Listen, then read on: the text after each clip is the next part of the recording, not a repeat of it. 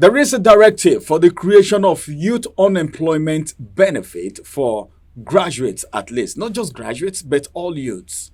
And this is coming from the President of the Federal Republic of Nigeria, looking at the situation on ground. Maybe to cushion the effect of the subsidy removal that has resulted into hardship that has brought us to where we are today.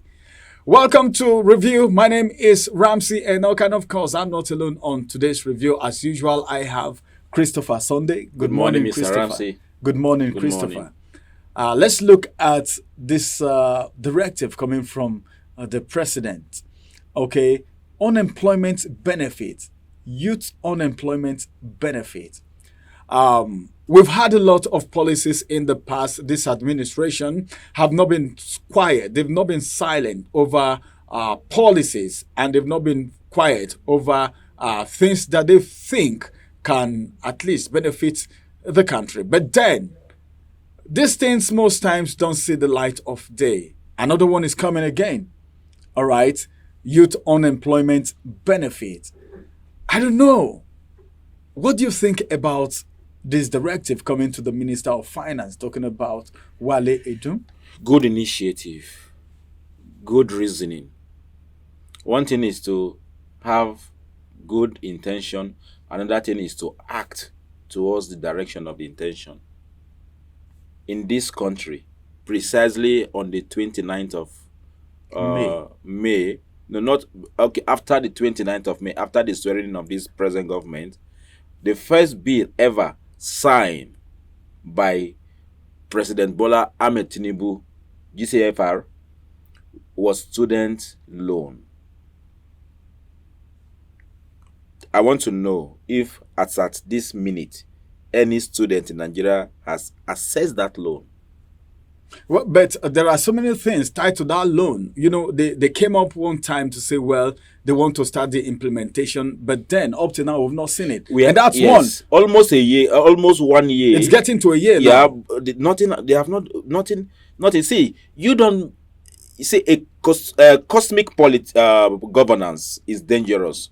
When you continue to rub money in the eyes of the poor, making them know or feel that they can have access to this money, yet you know deep within yourself you are not sincere to what you are doing. You are fanning anger inside people, and when they react, the reaction is what you're about to see. But when you are bringing policies but you are not keeping to them, Christopher, the 35,000 naira cushion fee or payment for workers. Are you talking about the minimum wage? Or? Is it minimum? Is it part of the minimum wage? Just because of this removal of fuel subsidy. Okay. Yeah. Tell me, so many people are crying that they are not receiving it. Well, I think one thing that I discover about this country is the fact that a lot of things have been said.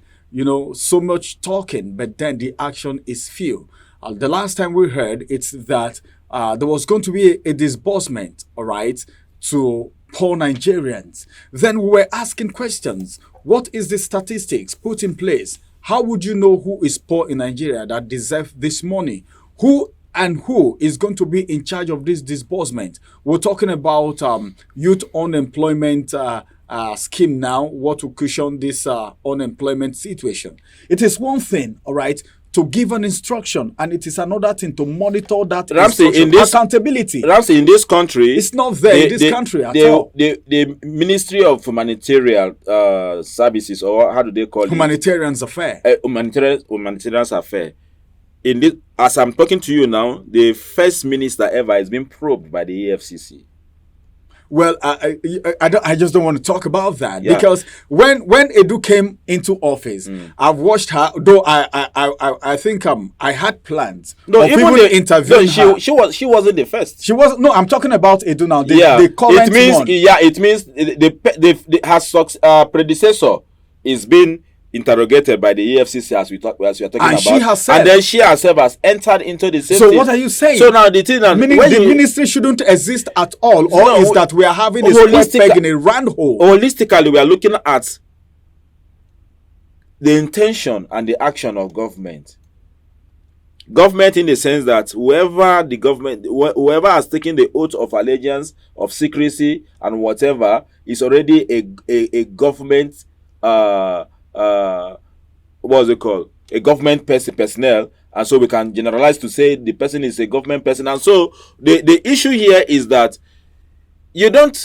the government should do a follow-up. When there is a policy, there should be a follow-up to see that the policy is being actualized. Can I tell you something, Christopher? One thing that is lacking, all right, in the administration of policies in this country that has hindered the implementation of such policies is accountability. Nobody is being held accountable for anything. They come into office and they do whatever they want to do and go scot-free. That is because we have not gone the way of China yet. You're even talking about China. As we speak now, a former president of China or prime minister is in prison. Can you bring any ex-Nigerian president? See, the Constitution of Nigeria, I don't think it makes provision for that.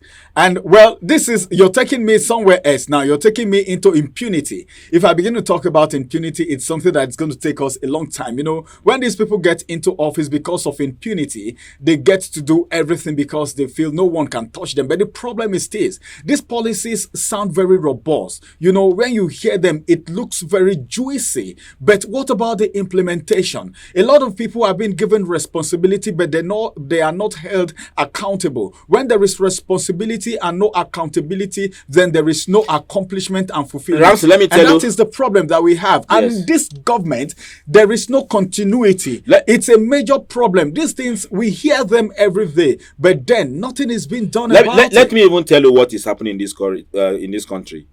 This policy, as good as it will be politicized. And that's the problem. How? Senators will try to hijack it. Governors will hijack it in such a way that the people who are supposed to propagate this policy to the conclusive end will not even have the way. They will allot slots to governors, allot slots to House of Rep, allot slots to the senator, and at the end of it all, they will rather give it to their party members so that they can have re-election. All right, that's it. That's going to be the size of today's review. You just reminded me when we say they were going to give it to their party members. We remember what happened during the sharing of palliatives in Plateau State. We saw the list, and the list that we saw, no poor person was on that list. Okay, we saw the list. It was so obvious. Then someone have called from Kogi State sometimes to say, well, the palliatives, the things that are getting to this place is going to people that are party members, even though we didn't do a follow-up. Yes, allegedly, we didn't do a follow-up. These are things that happen in this society that we are aware of. Well, our time will fail us to continue with this review, but then, this is Nigeria. This is a great nation, a nation filled up with people who are very intelligent upstairs. We shouldn't make light of the intelligence of Nigerians. Governance actually is something that the people are supposed to enjoy, because leadership is also servanthood. Before you be a leader, you need to be a servant first. Thank you very much, Mr. Christopher, for being part of today's review. Thank you, Mr. Ramsey. And my name is Ramsey. Have a beautiful day and stay glued to this channel. Bye-bye for now. Follow us on our social media handles at Oweleke TV. Visit our website at www.oweleke.tv for a thrilling journey. Oweleke TV, rising star at the fairground.